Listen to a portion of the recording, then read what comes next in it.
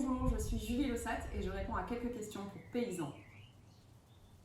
Alors j'ai cofondé Vert Magazine, qui est un nouveau magazine de jardinage, et je suis aussi auteure en écologie. J'ai écrit Un mois pour réduire ses déchets et Mon Noël écolo aux éditions Hachette. Je suis aussi chroniqueuse dans la presse et je tiens le blog Banana Pancakes, qui parle entre autres d'écologie et évidemment tous les réseaux sociaux qui s'y rattachent. Vert Magazine, c'est un nouveau magazine trimestriel dédié au jardinage urbain et écologique. Il s'adresse à tout le monde, y compris aux débutants ou à ceux qui jardinent dans de petits espaces. On y retrouve des articles aussi bien sur le potager que sur les plantes vertes ou encore sur les balades. Le premier numéro est sorti au printemps de cette année et le second est déjà en précommande. Le numéro d'été sortira mi-juin. Alors non, le papier du magazine n'est pas ensemencé, ça coûterait beaucoup trop cher et ça rendrait la lecture bien trop difficile. Notre papier est cependant certifié PEFC et il est imprimé en France dans une imprimerie à La Rochelle. Oui, bien sûr, on peut jardiner sans jardin. C'est une des missions de Vert Magazine d'accompagner les gens qui habitent en appartement notamment et qui ont un balcon, une terrasse ou un petit rebord de fenêtre. Mais on peut aussi jardiner dans des jardins collectifs, dans des espaces publics. Et on peut aussi évidemment avoir toute une collection de plantes vertes à la maison sans aucun souci.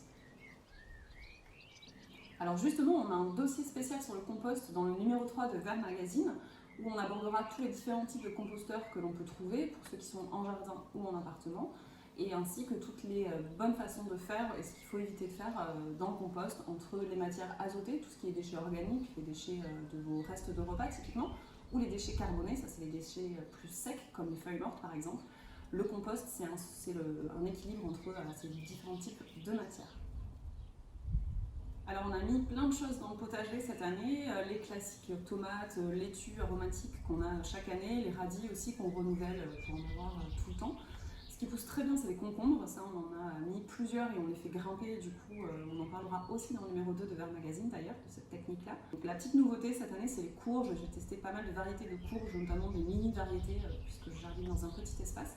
Donc on va voir ce que ça donne cet été et à l'automne.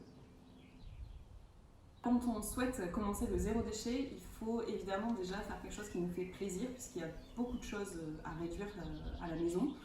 Peut-être que la première des choses à faire, c'est de regarder qu'est-ce qu'on jette beaucoup, donc mettre un petit peu le nez dans ses poubelles typiquement pour voir si on jette beaucoup d'emballages ou alors beaucoup de déchets organiques.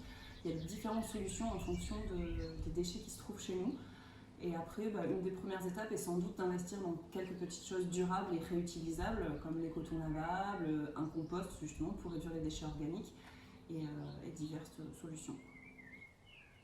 Le papier, puisque c'est quand même mon support principal de travail, même si je travaille énormément à l'ordinateur, j'écris beaucoup sur le papier, j'ai divers carnets pour tous mes projets différents. Et le fait d'avoir fait un magazine justement sur papier et non un magazine digital était quelque chose d'important pour nous, justement pour sortir les gens un peu des écrans et avoir un objet beau qu'on puisse garder, puisque là typiquement nous, notre magazine est lié aux saisons, donc on pourra très bien ressortir le numéro de printemps, au printemps prochain.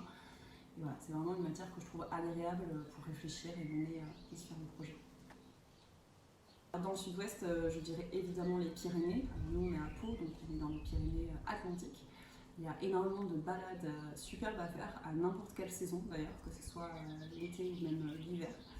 Et sinon, plus largement, je conseillerais surtout d'aller visiter les jardins publics dans toutes les grandes villes, parce que c'est quelque chose qu'on fait peu. Et il y a énormément de diversité à découvrir et c'est une chouette balade à faire, notamment avec les enfants. Je vous conseillerais d'aller rencontrer Marion et Nicolas de la microferme aquatique Les Sourciers dans le Gers. Ils font de l'hydroponie et c'est vraiment passionnant. On les a interviewés nous pour le numéro 2 et c'est vraiment une culture très intéressante où on a beaucoup de préjugés, une culture peu écologique et en réalité c'est très intéressant d'aller les voir et leur poser des questions justement sur l'hydroponie.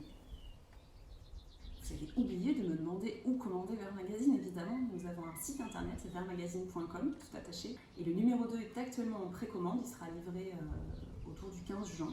Et on y trouve aussi des abonnements. Le numéro 1 est par contre en rupture de stock. On essaye de trouver un moyen pour pouvoir le remettre à disposition, mais c'est pas simple pour un magazine qui débute.